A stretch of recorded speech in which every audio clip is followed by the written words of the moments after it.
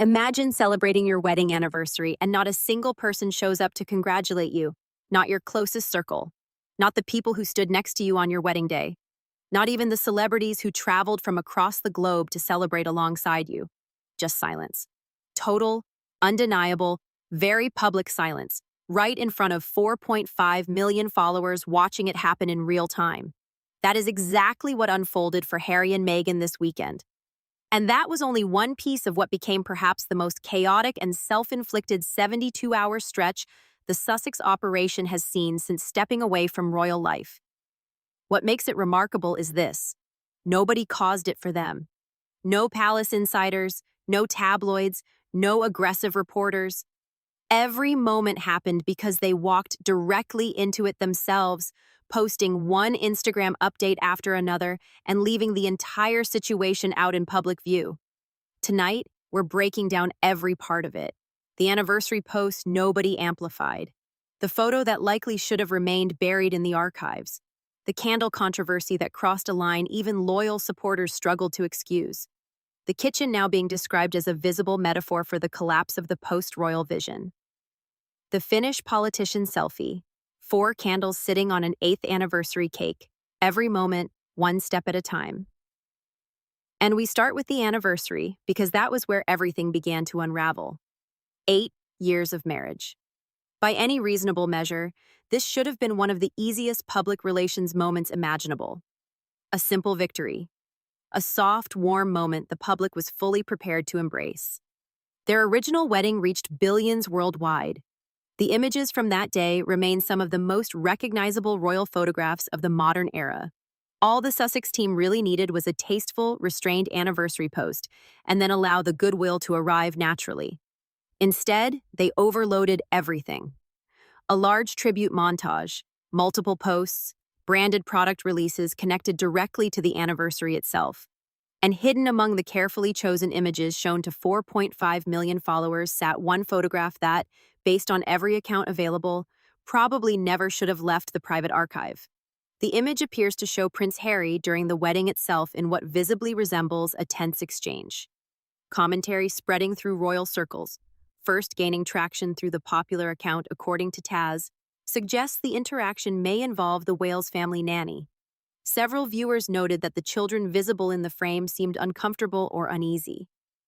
And given years of reporting and speculation surrounding tensions over how children were treated during the wedding period, viewers quickly attached their own interpretations. Now people everywhere are looking at that still frame through the harshest lens possible.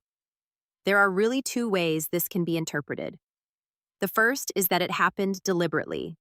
The Sussex operation has made controversial editorial decisions before, and using imagery to quietly shape a narrative would hardly be unprecedented. The second possibility, the one journalist Paula Froelich has suggested, is much simpler. It was a mistake.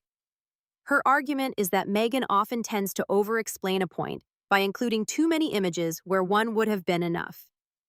Looking at the complete anniversary collection, the entire operation starts feeling less like a polished PR machine and more like one person sitting with a camera roll, scrolling through photos by instinct and selecting images without another set of eyes reviewing them before publication. Neither explanation helps. If it was intentional, then it suggests a decision was made that a photograph making Harry appear harsh carried more value than a clean and celebratory anniversary message. If it was accidental, then it suggests something equally concerning. Nobody competent checked the material before it went live. And the explanation most people seem to believe is the accidental one, for a very specific reason. Tom Sykes from the Daily Beast Royalist Substack has reported that the production operation has reportedly shrunk significantly. Archewell Productions itself allegedly closed by the end of last year, leaving behind what Hollywood sometimes dismissively calls a label, something existing mostly to place its name onto projects produced elsewhere. Viewed through that lens, the wrongly posted photograph stops looking like strategy and starts looking like the natural result of having too few people in place to catch mistakes before publication. Every professional media operation depends on a second set of eyes. Someone reviews material before it reaches the public. Someone catches the detail everyone else missed. That safeguard may simply not exist anymore. And when it doesn't, content leaves the door with whatever happened to be sitting in the folder.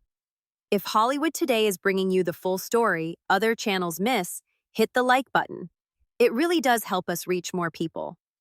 Now here's the part of the anniversary story that truly stands out. Back in 2018, the Sussex wedding wasn't just a royal event. It was one of the most celebrity-packed occasions of the modern era. Oprah Winfrey Gayle King, the Clooneys Priyanka Chopra, Serena Williams, Elton John James Corden, Idris Elba. The biggest names across entertainment, sports, fashion, and American media all gathered under one roof. Fast forward 8 years, the anniversary post goes live, and people watched in real time to see what happened next, or more accurately, what didn't happen. No reposts, no shares, no nostalgic throwback photos. Not a single A-list guest posted a memory from the day. No close friends offered a public message. Nothing. Oprah stayed silent. Gayle King, who attended the wedding and has long been one of the Sussex's most supportive media allies in America, said nothing. Serena Williams, who has seemed noticeably more distant lately and appeared less enthusiastic surrounding the recent brand rollout, said nothing. The Clooneys? Nothing. Priyanka Chopra? Nothing. Even Elton John, whose image Meghan herself featured in the tribute montage, didn't return the gesture with so much as a comment. Royal commentator Queen Esther summed it up more cleanly than almost anyone else. As she put it, the world is now respecting Harry and Meghan's privacy, except Harry and Meghan themselves. Take a moment and think about what that actually means. You begin with a wedding attended by some of the most recognizable names on the planet.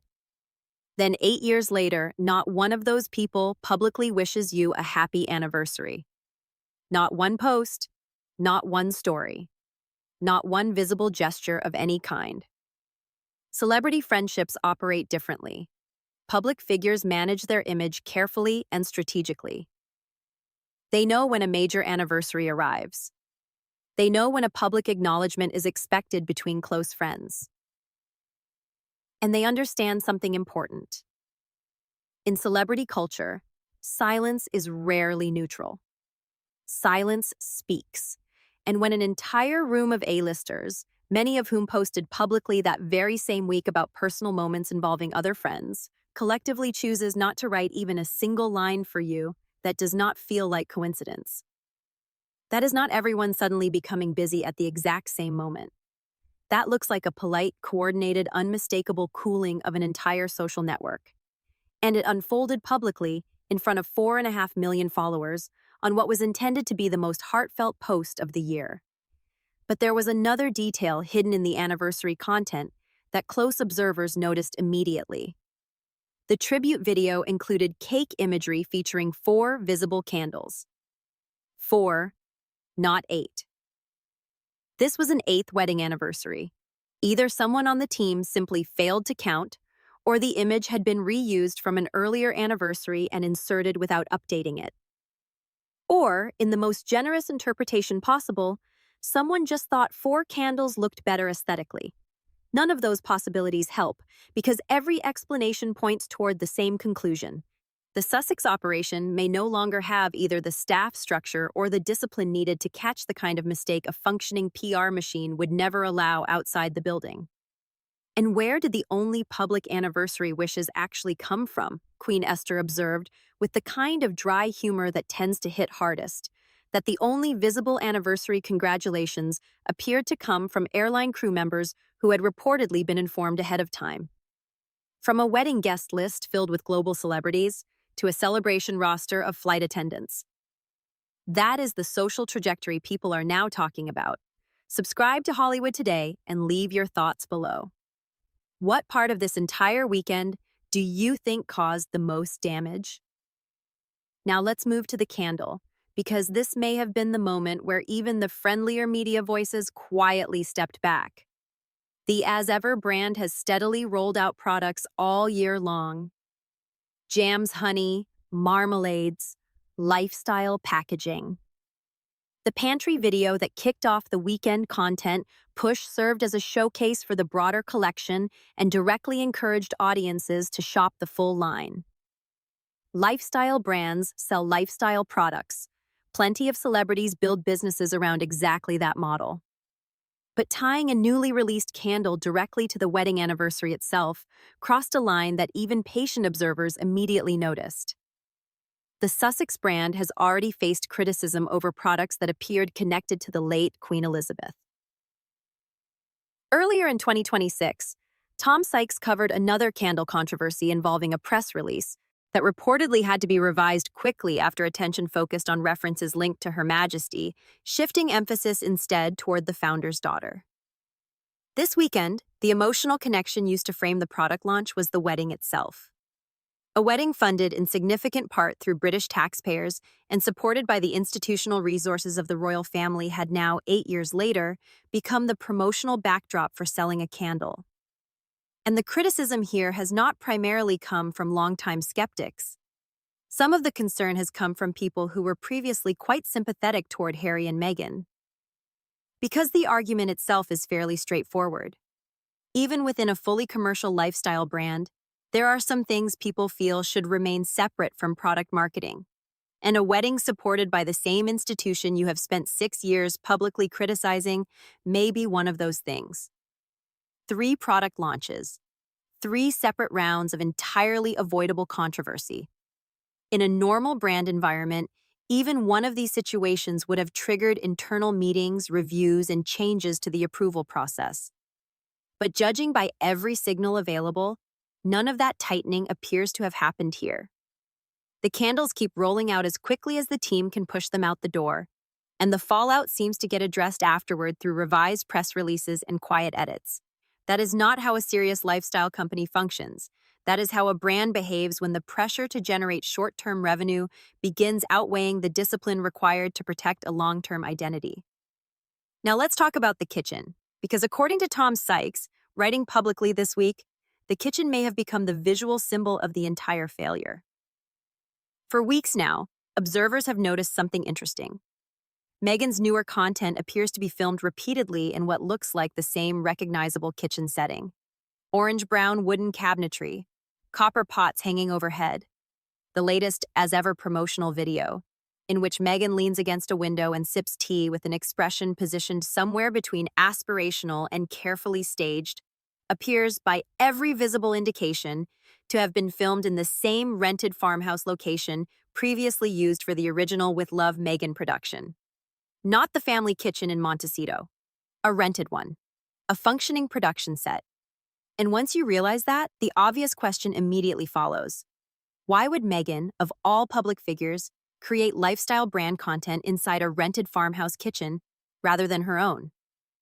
Sykes addressed that directly in his column this week, titled, 8 Years On, Meghan's Taco Bell Kitchen is the symbol of Project Sussex's failure. And the answer lines up with the direction gossip circles have quietly been moving toward for months.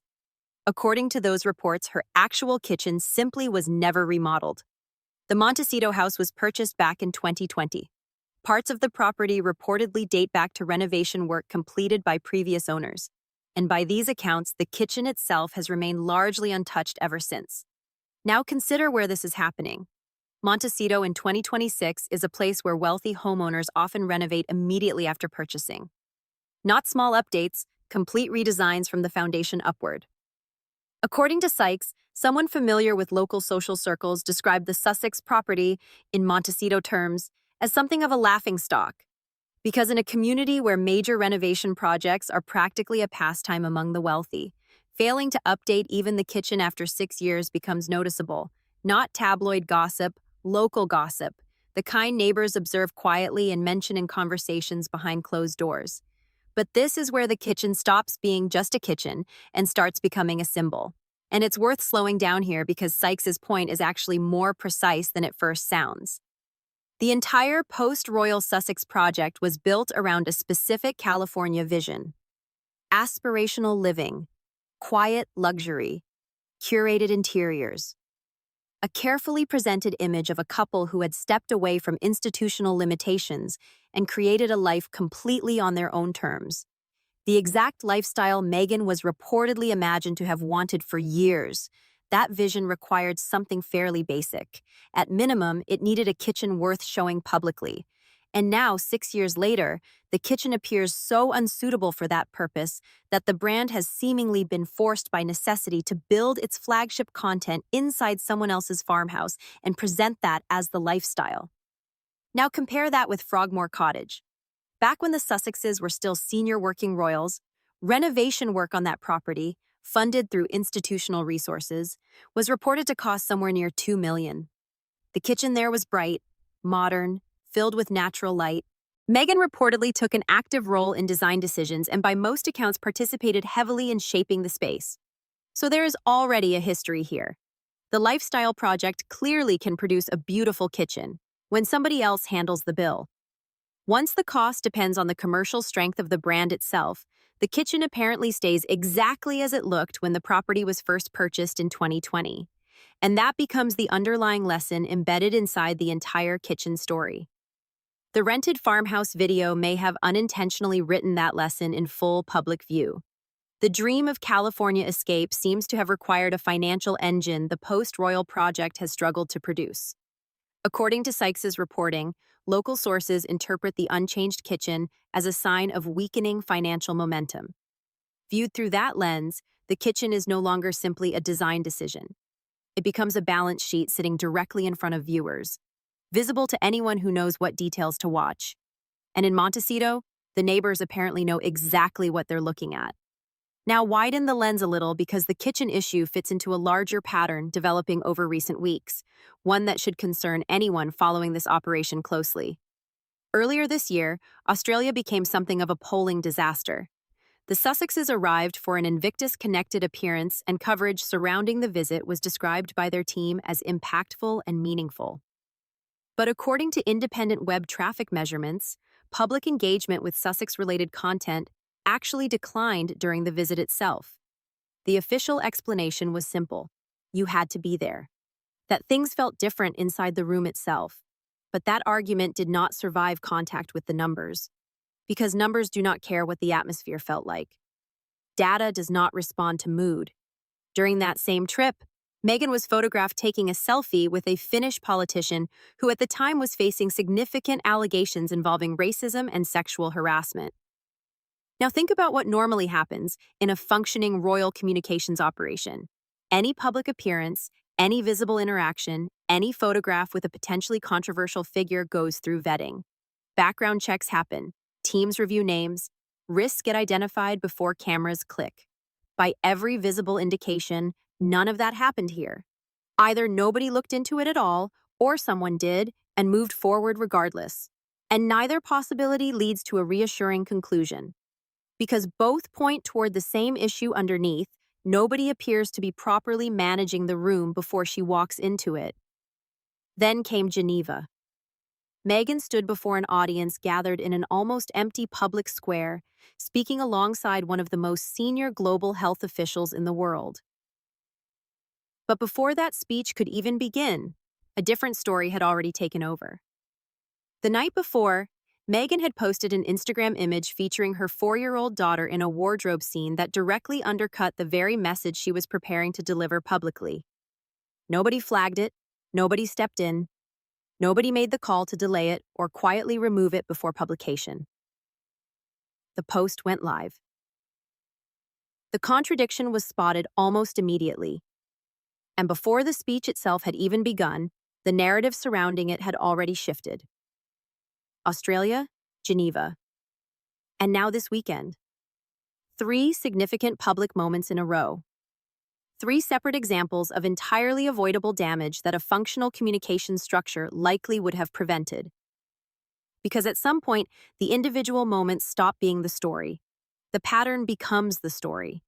And Tom Sykes may have offered the clearest diagnosis anyone has published so far. His assessment is worth slowing down for, because it captures something larger than any individual mistake. As he argued, the Harry and Meghan brand now appears to be operating in a state of total chaos. Nobody seems to be steering it. One day, Meghan appears in serious global health mode alongside international institutions. 2 days later, it becomes anniversary content set against pop music and penguin decorations. Those identities do not reinforce one another. They compete. They cancel each other out. Because you cannot position yourself as a serious geopolitical voice on Sunday and then pivot into aspirational lifestyle influencer content on Tuesday and expect both audiences to follow effortlessly. Eventually, people lose track. And when a brand tries to become every version of itself simultaneously, it often ends up becoming no version at all.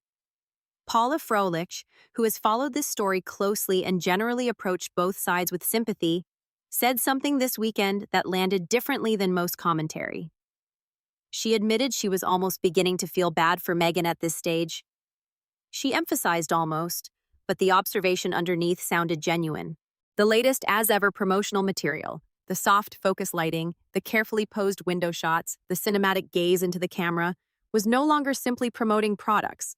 It increasingly appeared to be selling Meghan herself as the product. And judging by every available signal, audiences were not responding. Froelich's assessment of the strategy was blunt. Meghan does not seem certain what the strategy is. The people around her do not appear certain either. Flooding the zone with content becomes the approach you take when you no longer trust a single piece to succeed independently. You release everything. You throw content at every available wall and hope something sticks. And by every measurable sign this weekend, nothing really did. But there is one more piece worth looking at. The Sussexes have reportedly been floating the possibility of renewing their vows. The narrative being tested seems to suggest they never truly got the wedding they deserved, that institutional limitations around the original ceremony prevented the celebration they really wanted, and a vow renewal would finally correct that. Now compare that framing against what just happened. They had one of the most celebrity-packed weddings of the modern era. 8 years later, many of those same celebrity circles declined to publicly acknowledge the anniversary, and that creates a strategic question everyone can suddenly see. The challenge with a vow renewal may not be the vows themselves. The challenge might be finding enough guests willing to fill the room. And meanwhile, elsewhere in the royal story, King Charles experienced a very different kind of headline this week. During a public appearance, the king found himself, put as politely as possible, the unexpected target of a passing bird. The footage quickly made the rounds, and Charles reacted exactly as people have come to expect, with humor. British folklore actually considers that kind of thing good luck, and the king handled it with the same calm, dry composure that has increasingly defined his reign. Separately, the government released the first group of official records connected to Prince Andrew's appointment as a UK trade envoy. No formal security vetting appears to have taken place at the time of the appointment. Reports also suggested Andrew had expressed preferences about overseas visits, saying he favored what he described as more sophisticated countries.